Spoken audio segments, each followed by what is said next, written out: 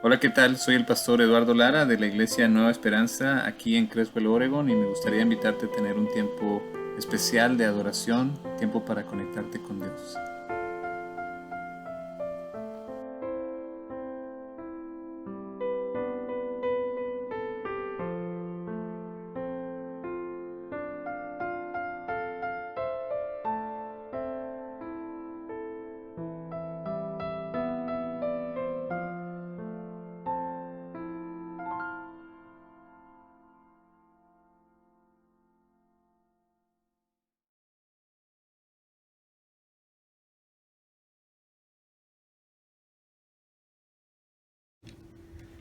El ministerio de animar. Écheme porras.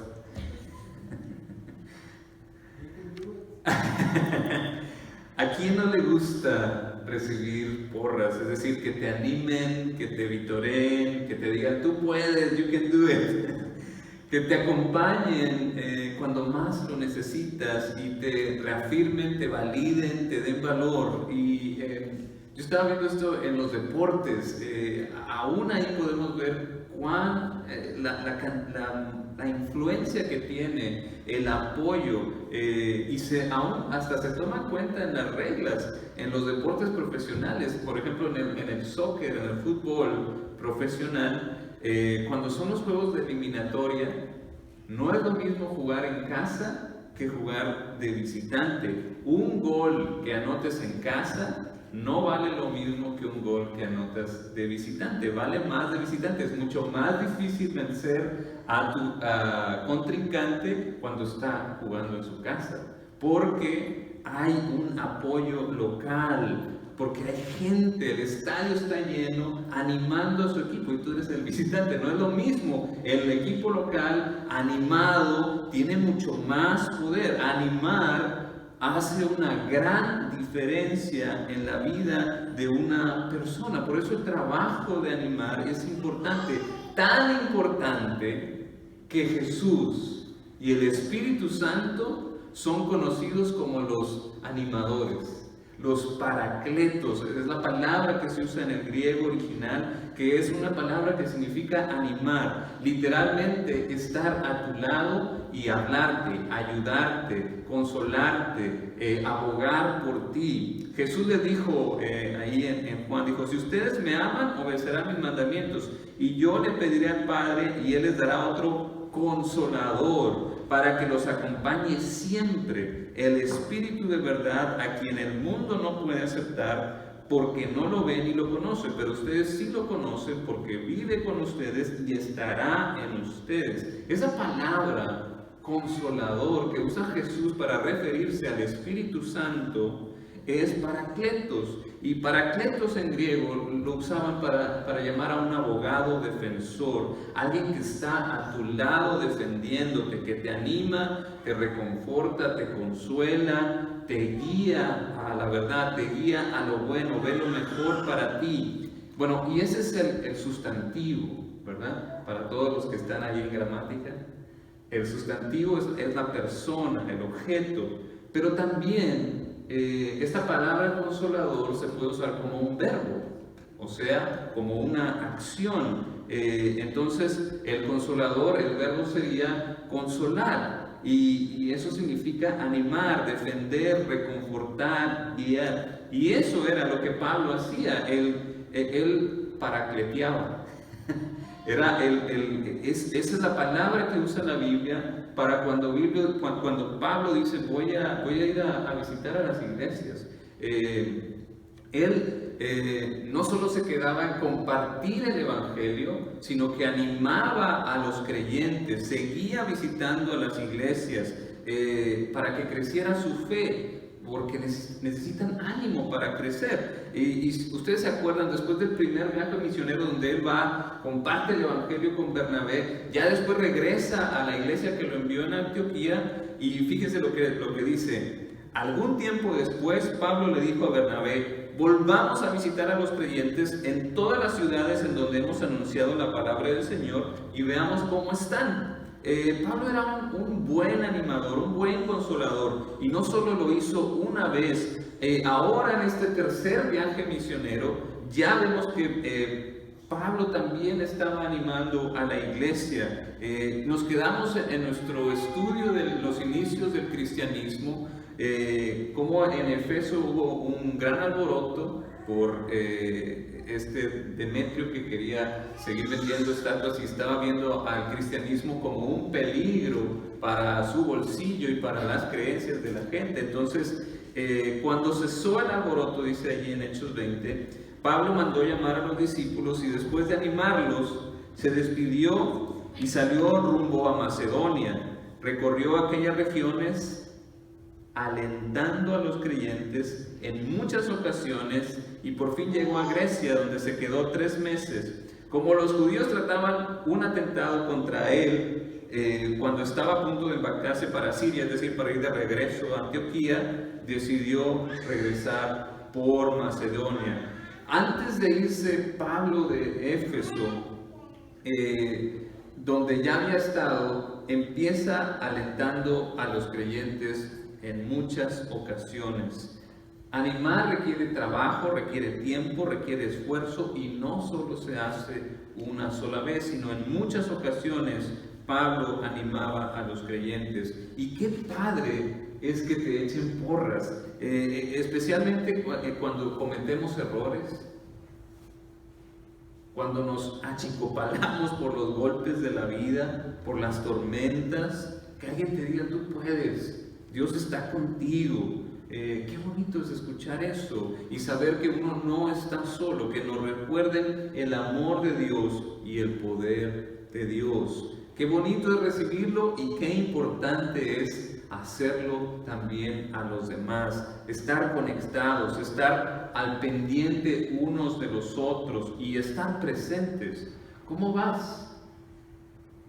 ¡Ánimo! Sigue por el camino de Dios. Dios te bendiga. Dios está contigo. No te desvíes. Tú puedes. Que Dios te llene de su espíritu. Déjate moldear. Escucha a Dios. Dios te ama. Qué importante es el ministerio de animar en la iglesia. Y la Biblia dice: hay que amarnos unos a los otros. Y una manera de amarse es animarnos unos a otros. Es un deber cristiano animarnos. Una cosa que vemos también desde los inicios del cristianismo es que también podemos hacerlo en conjunto. Pablo no caminó solo, y él, cuando estaba yéndose de viaje, como muchos judíos iban a regresar a Jerusalén también, a él le dio miedo, porque los judíos tramaban matarlo. Entonces él no se quiso subir al barco con un montón de judíos ahí. Entonces él se fue por tierra, se fue caminando, y dice la palabra de Dios, lo acompañaron Sópater, hijo de Pirro de Berea, Aristarco y Segundo de Tesalónica, Gallo de Derbe, Timoteo y por último Tíquico y Trófimo de la provincia de Asia. Estos se adelantaron y nos esperaron en Troas, pero nosotros zarpamos de Filipos después de la fiesta de los panes sin levadura, y a los 5 días nos reunimos con los otros en Troas, donde pasamos 7 días. En la lista de compañeros de Pablo en este viaje misionero, a mí lo que me hace pensar es que el ministerio de animar, primeramente se tiene que enseñar. Es decir, estos compañeros de Pablo no eran animadores, no sabían de animar a otros hasta que conocieron a Jesús. No sabían paracletear, no sabían ese término de paracletos. Alguien se los tuvo que enseñar, y por eso nosotros también tenemos que enseñar a animar, a reconfortar, a estar presentes, a ayudar. ¿Cómo le hacemos eso? ¿Cómo enseñamos eso? Pues con el ejemplo, siguiendo nosotros mismos las enseñanzas de Cristo con el poder del Espíritu Santo, el Consolador con C mayúscula. Aprendemos y enseñamos a otros para que ellos también moldeen y enseñen a otros, sin importar la raza, la lengua o la nación. Aquí todos los pueblos estaban representados. Había de Asia Menor, de Derbe, de Macedonia, de todos lados, porque el Espíritu de Dios rompe todas las fronteras, no hay fronteras para el Evangelio y se sigue cumpliendo la palabra de Cristo que desde el principio de los inicios del cristianismo en Hechos les dice: ustedes van a ser mis testigos. ¿Dónde? ¿Aquí nada más? Dice, no, aquí en Jerusalén, en Judea y Samaria y hasta los fines de la tierra. Y la palabra de Dios se sigue cumpliendo. ¡Qué bonito! Gloria a Dios. La palabra de Cristo siempre, siempre se cumple, es eterna. Otra cosa que yo veo en esta lista es que el trabajo de animar se puede hacer en conjunto. Pablo animó a las iglesias a decir: ¿saben qué? Los de Jerusalén necesitan ayuda. Vamos a hacer una colecta y ayudarlos. Y es probable que toda esta lista de hermanos sean representantes de cada iglesia que iban a estar presentes y también mostrar su ayuda. Y eso también a mí me indica que no solo se anima con palabras, sino también con recursos. Como lo hacemos nosotros en nuestra denominación, a través del programa cooperativo, juntamos las ofrendas de las iglesias que se organizan para el reino de Dios y se apoya a misioneros para que lleven el evangelio, para que ayuden a los necesitados. Todo eso se hace a través de una colecta en conjunto, es decir, podemos animar en conjunto. También lo hacemos con buenas obras, no solo con palabras, sino con nuestros recursos, con favores pequeños y grandes. Que me cuides a los niños, que una comida cuando estoy enfermo, que un ride, que lo que sea, un favor, es una manera también de animarnos unos a otros, y que nos dice específicamente: no estás solo, Dios te ama. Y es lo que vemos desde los inicios del cristianismo. La historia continúa y seguimos aprendiendo del ministerio de animar. Y ahora estamos en Troas. Dice: el primer día de la semana nos reunimos para partir el pan. Como iba a salir al día siguiente, Pablo estuvo hablando a los creyentes y prolongó su discurso hasta la medianoche. En el cuarto piso superior donde estábamos reunidos había muchas lámparas, y un joven llamado Eutico, que estaba sentado en una ventana, comenzó a dormirse mientras Pablo alargaba su discurso. Cuando se quedó profundamente dormido, se cayó del tercer piso y lo recogieron muerto. Pablo bajó, se echó sobre el joven y lo abrazó. No se alarmen, les dijo, está vivo. Luego volvió a subir, partió el pan y comió. Siguió hablando hasta el amanecer y entonces se fue. Y al joven se lo llevaron a su casa vivo, para gran consuelo de todos. Y a mí me da mucha esperanza que si se durmió alguien cuando Pablo estaba hablando, ¿cómo no se van a dormir conmigo? No es cierto, nada que ver. Había unas circunstancias extenuantes, O sea, Pablo no había hablado como yo, que habló poco, habló 20 minutos, 30 minutos, a lo mucho. Pablo se había extendido hasta la medianoche. Y probablemente el cuarto donde estaba, como había muchas lámparas, pues hacía mucho calor. Y entonces pues eso agota a la gente, y pues ya era más de medianoche, y pues no tiene nada de malo quedarse dormido. Lo malo es quedarse dormido en una ventana, ¿verdad? Abusados. Eutico, nuestro joven, tuvo una tremenda caída, se murió. Pero Pablo bajó y se echó sobre el joven, y eso nos recuerda el milagro del levantamiento de muertos que hizo los profetas Elías, Eliseo, Jesús mismo, y aún Pedro también hizo eso. Entonces ahora Pablo también puede revivir a una persona que estaba muerta, y él lo hace evitando todo drama y todo. Le dice, no, él está bien, no se preocupen. Cómo el Señor, cómo es la relación de Pablo con Dios, que tiene esa seguridad para decirle, no está muerto, el Señor como que le reveló ahí, ¿no? O sea, tú levántalo, él está bien. Entonces, al joven se lo llevaron vivo a su casa. Y aquí otra vez aparece esa palabra de Paracletos, para gran consuelo de todos. Hubo consuelo, el consuelo, ese ánimo que se da con palabras, que se da con recursos, que se da con servicio, con favores, también se da con el poder de Dios.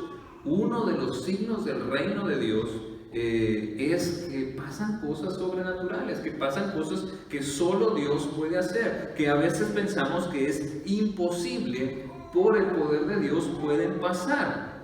Por eso también debemos tener cuidado con nuestro orgullo.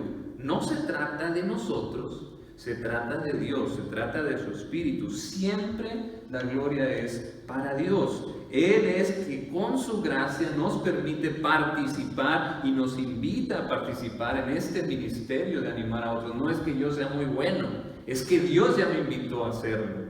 Y cuando andamos en sus caminos, cuando confiamos en Dios, dice su palabra que Él va a hacer maravillas. Aquí tenemos y debemos ejercitar nuestra fe, nuestra confianza en Dios, en su poder. No me digas que Dios no puede hacer algo. Dios puede hacer lo que Él quiera, Él es soberano. Si Él quiere sanar a alguien así, lo sana así. Si Él quiere hacer esto, lo hace. Todo es posible para Dios. Y lo vemos en las Escrituras. Grandes milagros en el Antiguo Testamento y en el Nuevo Testamento. Cuando vino Jesús a la tierra, el ángel Gabriel le dijo a María: el Espíritu Santo vendrá sobre ti y el poder del Altísimo te cubrirá con su sombra. Así que al santo niño que va a nacer lo llamarán Hijo de Dios. También tu pariente Elizabeth va a tener un hijo en su vejez. De hecho, la que decían que era estéril ya está en el 6º mes de embarazo, porque para Dios no hay nada imposible. Y ahí nació Juan el Bautista. Igual le dijo al joven rico: qué difícil es para los ricos entrar en el reino de Dios. En realidad le resulta más fácil a un camello pasar por el ojo de una aguja que a un rico entrar en el reino de Dios. Los que oyeron le preguntaron: ¿y entonces quién podrá salvarse? Porque ellos pensaban que los ricos tenían todos los privilegios. Aún en el reino de los cielos los ricos pueden todo. Pero Jesús dice: no, los ricos no pueden. Lo que es imposible para los hombres es posible para Dios. Pero no nos vayamos tan lejos. En tu vida, ¿cómo el Señor ha hecho un milagro en tu propia vida? ¿Alguna sanidad? ¿Alguna cosa que te pareciera imposible que Dios haya hecho, que Dios te haya concedido? Yo te animo a que lo recuerdes y cobres ánimo y que lo compartas con otros. Me habló entre semana Florentina, me dijo: pastor, estoy muy contento, el Señor me contestó mi oración que tenía. Voy a compartir esto con su permiso, Florentina.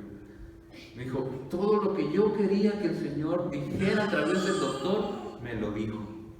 No tengo que tener una cirugía, estoy bien. Y gloria a Dios, ella me animó al compartir su alegría. Por eso no solo nos animamos con palabras, no solo nos animamos con nuestros recursos, con nuestros favores, con nuestro servicio, sino también con nuestra intercesión, con nuestras oraciones, para que Dios haga algo extraordinario, algo por nuestro hermano, por nuestra hermana. Por eso el ministerio de animar es precioso, sobre todo cuando ya te han animado a ti. Cuando ya el Señor te ha mostrado su gracia, cuando Él ya te ha animado. Y si nadie te ha animado hasta ahorita, pues déjame te presento a Jesucristo, el animador, el consolador, el abogado defensor. Él te ama y te quiere de una manera impresionante. Él quiere entrar a tu vida, no importa lo que has hecho. Él te ama. Él ya ha demostrado su amor por ti. Ha puesto su vida en la cruz y su sangre te puede limpiar de cualquier pecado, te puede dar libertad, te puede dar una nueva vida, porque si tú crees en Jesús, crees que Él murió en la cruz por tus pecados, te arrepientes de ellos y crees que Él resucitó al tercer día, tú vas a ser salvo. Si tú lo nombras tu Señor, tu Salvador, si le entregas tu vida, vas a tener consuelo, vas a tener ánimo, vas a tener al Consolador, al Animador, porque Él va a mandar a su Espíritu Santo sobre ti. Y si tú ya tienes al Espíritu Santo, ya tienes el consuelo de Dios. Él está siempre a tu lado. Y yo te invito que, así como Pablo, como muchos cristianos desde el inicio del cristianismo, practiquemos el oficio, el ministerio de animar a otros, especialmente a los más cercanos a ti, a tu familia. Esos son a los que más tienes que animar, a tu familia en Cristo. Aquí en la iglesia estamos para animarnos, para guiarnos con palabras de amor, de afirmación. Oye, qué padre que estás leyendo la Biblia, qué padre que estás sirviendo así a Dios. O no te preocupes, Dios te ama. Dar un buen consejo bíblico, ayudar con nuestros recursos, con nuestro servicio, orar e intercedernos por otros. Eso es el ministerio de animar, y esa es mi oración, que podamos ser un ejemplo de ánimo y podamos enseñar a otros a animar también, y así mostrar el amor de Dios, de ser testigos de Cristo nuestro Señor. Amén. Amén. Entonces yo los quiero animar con este canto. Este canto se llama Hay Esperanza.